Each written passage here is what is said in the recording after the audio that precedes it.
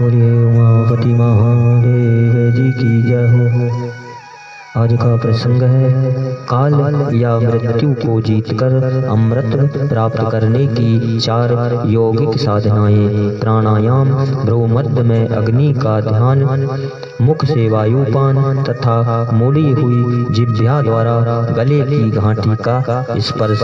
यही प्रसंग सुनाने जा रहे हैं। आशा करते हैं आप इसे अवश्य ही पसंद करेंगे। यह प्रसंग श्री शिव महापुराण के उमा संहिता अंतर्गत 27वें अध्याय से लिया गया है। भगवान शिव जी से माता पार्वती जी ने प्रश्न किया कि हे प्रभु, यदि आप मुझ पर प्रसन्न हैं तो योगी योगास जनित वायु पद को जिस प्रकार प्राप्त होता है वह सब मुझे बताइए। भगवान शिव जी ने कहा कि हे प्रिय, मैंने योगियों के हित की कामना से सब कुछ बताया है, जिसके अनुसार योगियों ने काल पर विजय प्राप्त की थी। योगी जिस प्रकार वायु का स्वरूप धारण करता है उसके विषय में भी कहा गया है। इसलिए योग शक्ति के द्वारा मृत्यु दिवस को जानकर प्राणायाम में तत्पर हो जाए। ऐसा करने पर आधे मास में ही वह आए हुए काल को जीत लेता है।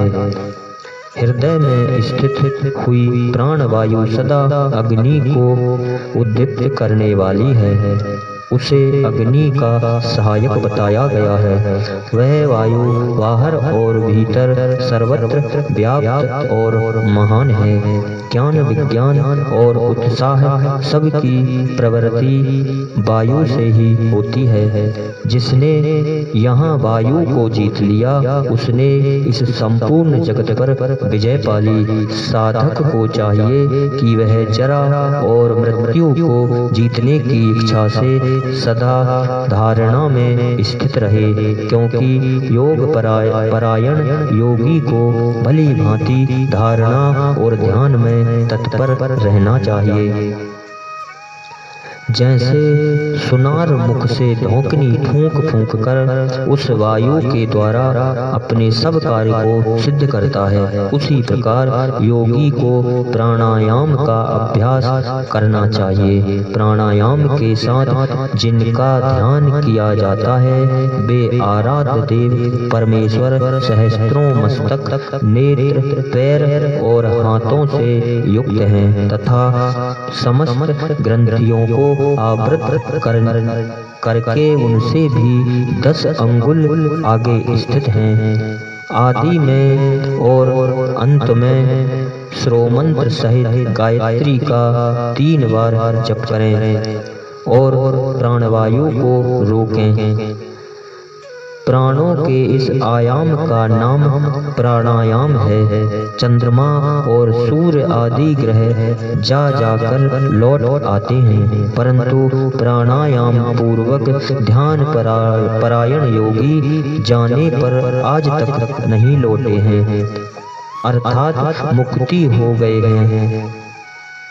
देवी जो 200 वर्षों तक तपस्या करके कुशों के अग्रभाग से एक बूंद जल पीता है, वह जिस फल को पाता है वही ब्राह्मणों को एकमात्र धारणा अथवा प्राणायाम के द्वारा मिल जाता है। जो रोज सवेरे उठकर एक प्राणायाम करता है वह अपने संपूर्ण पाप को शीघ्र ही नष्ट कर देता है और ब्रह्मलोक को जाता है।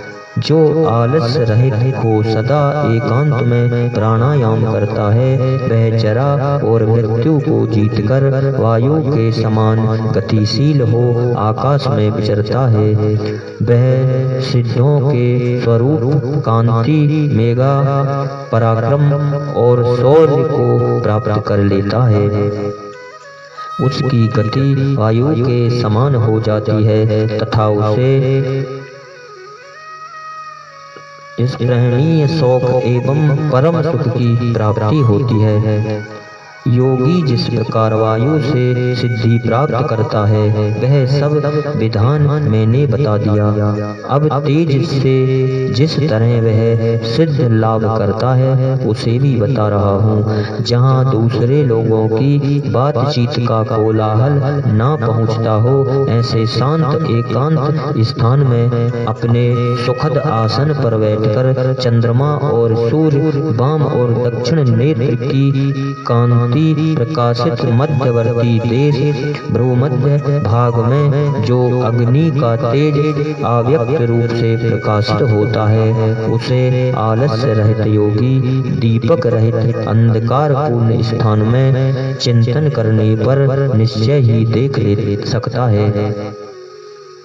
इसमें संशय नहीं है। योगी हाथ की अंगुलियों से यत्न पूर्वक दोनों नक्षत्रों को कुछ कुछ दबाए रखे और उनके तारों को देखता हुआ एकाग्र चित्त से आधे मुहूर्त तक उन्हीं का चिंतन करे। तदंतर अंधकार में भी ध्यान करने पर वह उस ईश्वरीय ज्योति को देख सकता है। वह ज्योति सफेद लाल पीली काली तथा इंद्रधनुष के समान रंग वाली होती है। भौहों के बीच में ललाटवर्ती वाल सूर्य के समान तेज वाले उन अग्निदेव का साक्षात्कार करके योगी इच्छा अनुसार रूप धारण करने वाला हो जाता है तथा मनोवांछित शरीर धारण करके क्रीड़ा करता है।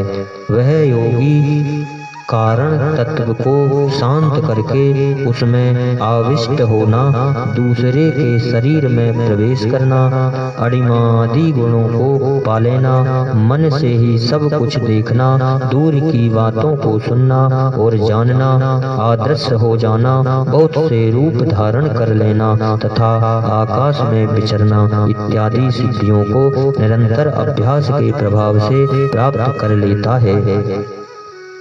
जो अंधकार से परे और सूर्य के समान तेजस्वी उसी इस महान ज्योति में पुरुष परमात्मा को मैं जानता हूँ। उन्हीं को जानकर मनुष्य काल या मृत्यु को लांघ जाता है। मोक्ष के लिए इसके सिवा दूसरा कोई मार्ग नहीं है।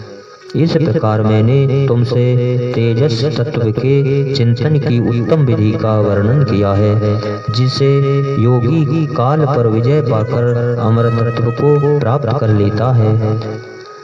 अब पुनः दूसरा श्रेष्ठ उपाय बताता हूँ जिससे मनुष्य की मृत्यु नहीं होती। हे देवी, ध्यान करने वाले योगियों की चौथी गति साधना बताई जाती है। योगी अपने चित्त को वश में करके यथा योग स्थान में सुखद आसन पर बैठे, वह शरीर को ऊंचा करके अंजलि बांधकर चोंच की सी आकृति वाले मुख के द्वारा धीरे धीरे वायु को पान करे। ऐसा करने से क्षण भर में तालू के भीतर स्थित जीवनदायी जल की बूंदें टपकने लगती है। उस बूंदों को वायु के द्वारा लेकर सूंघे वह शीतल जल अमृत स्वरूप है। जो योगी उसे प्रतिदिन पीता है वह कभी मृत्यु के अधीन नहीं होता, उसे भूख प्यास नहीं लगती, उसका शरीर दिव्य और तेज महान हो जाता है। वह बल में हाथी और वेग में घोड़े की समानता करता है। उसकी दृष्टि गरुड़ के समान तेज हो जाती है और उससे दूर की भी बातें सुनाई देने लगती है।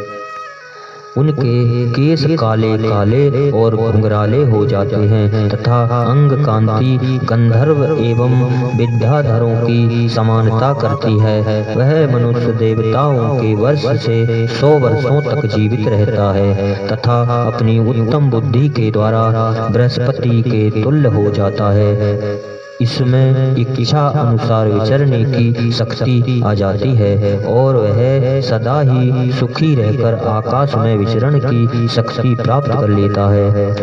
अब मृत्यु पर विजय पाने की पुनः दूसरी विधि बता रहा हूँ, जिसे देवताओं ने भी प्रयत्न पूर्वक छिपा रखा है। तुम उसे सुनो। योगी पुरुष अपनी जिह्वा को मोड़कर तालू में लगाने का प्रयत्न करें। कुछ काल तक ऐसा करने से वह क्रमशः लंबी होकर गले की घाटी तक पहुंच जाती है। तदंतर जब जिह्वा से गले की घाटी सटती है तब शीतल सुधा का स्राव करती है। उस सुधा को जो योगी सदा पीता है वह अमृत को प्राप्त होता है। इस प्रकार भगवान सदाशिव जी ने माता पार्वती जी को योगिक साधनाएं बताई। इन्हीं शब्दों के साथ बोलिए उमापति महादेव जी की जय हो।